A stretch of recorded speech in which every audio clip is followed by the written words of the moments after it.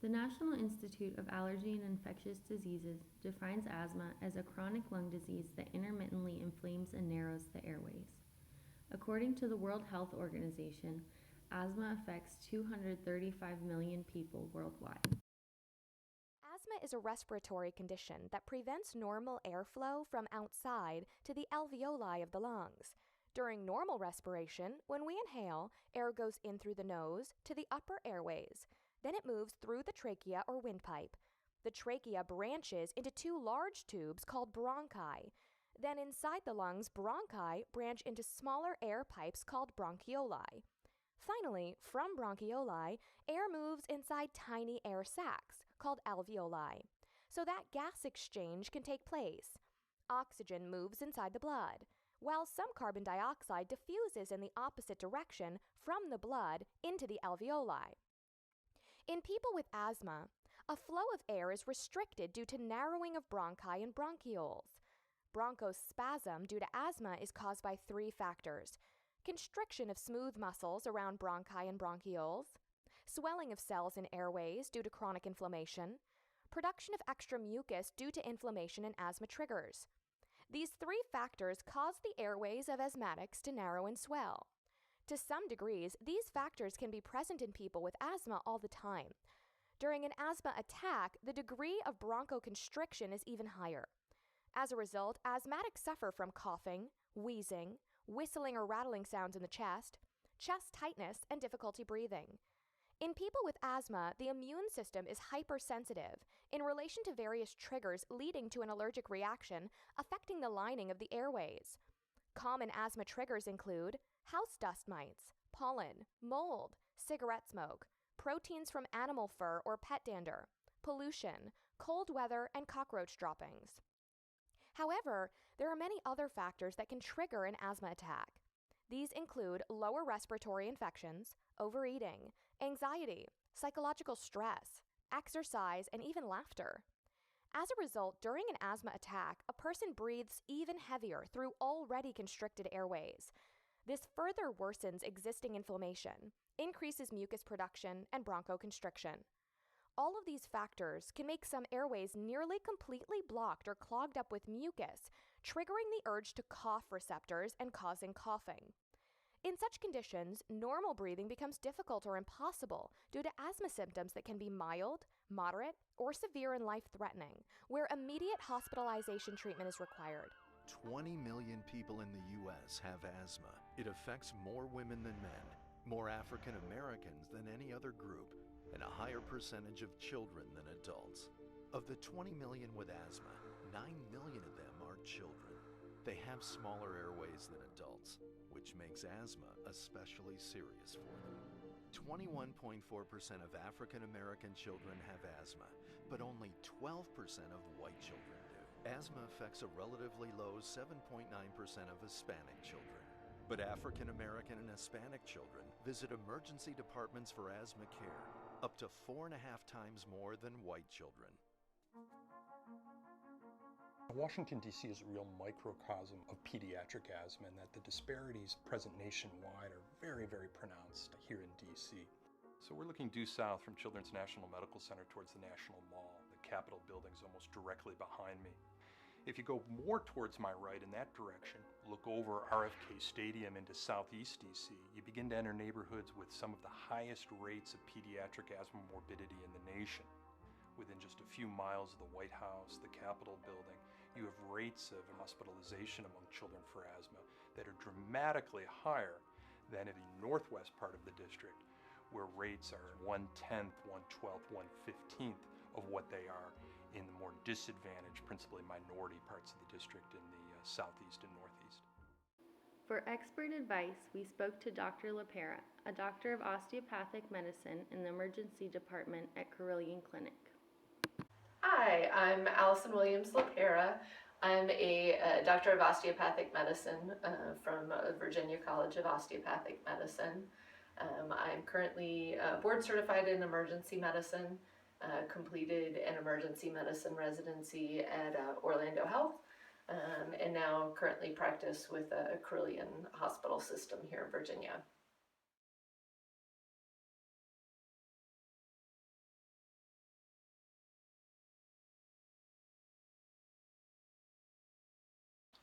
We see asthma frequently in the emergency department, so I would say at least once a shift, if not every other shift.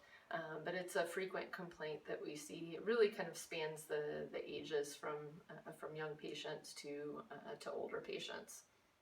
There are many different disease phenotypes that fall under the classification of asthma, and there is still limited understanding of the underlying mechanisms of the disease. As research on asthma continues, several studies have identified predictive biomarkers associated with asthma. These biomarkers will help us understand the biological mechanisms behind asthma and develop more effective methods for treatment and prevention. Elevated levels of immunoglobulin E, IgE, a type of antibody released by immune cells that then triggers an allergic reaction. Depressed levels of EPO, a hormone involved in regulating red blood cell production in response to low blood oxygen levels. And increased glycoprotein 130, a cell membrane receptor associated with autoimmune and inflammatory responses.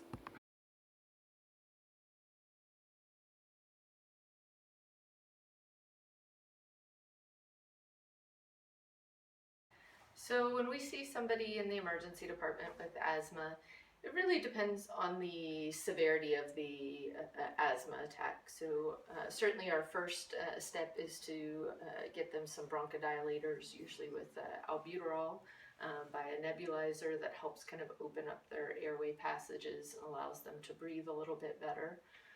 We start them on some steroid medication, either steroids through an IV or steroid pills by mouth.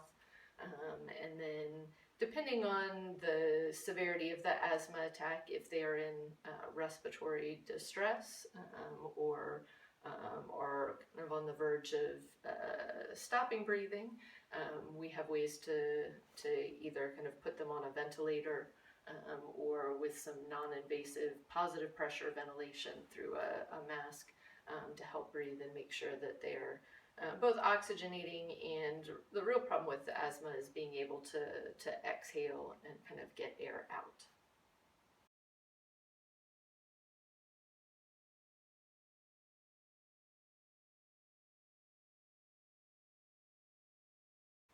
So if we are discharging somebody from the emergency department after treating them for asthma, a lot of times we will discharge them with a short prescription for some steroid medication to kind of help them through the acute exacerbation. We will generally refer them back to either their pediatrician if they're a pediatric patient or their family practice doctor. If they had never seen a pulmonologist previously, either pediatric pulmonology or an adult pulmonologist, we may refer them that direction for pulmonary function testing. And the other piece of it is kind of prevention in terms of identifying kind of what triggers their asthma and minimizing that at home. And then the other part is controller medications, whether they need some daily controller medicines to prevent asthma exacerbations. The American Academy of Allergy, Asthma, and Immunology provides a list of medications commonly prescribed and preferred for asthma treatment. Inhaled corticosteroids, inhalers, are the most consistently effective medication used for long-term control. Long-acting beta agonists are commonly used in combination with inhaled corticosteroids. Immunomodulators are medications that modify the allergic immune response to decrease sensitivity to potential triggers. These medications are taken daily. Short-acting beta agonists relax the airway muscles and are used for short-term treatment. This medication relieves symptoms but is not effective as a long-term management strategy.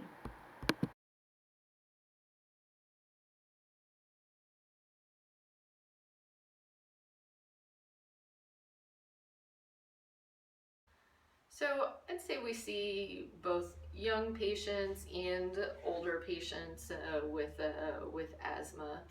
I do feel that the patients that don't have primary care providers or are limited in their access to healthcare are less likely to be on controller medicines for their asthma, and more likely to be in an exacerbation or have more frequent exacerbations than folks that are generally well controlled on asthma controlling medicines.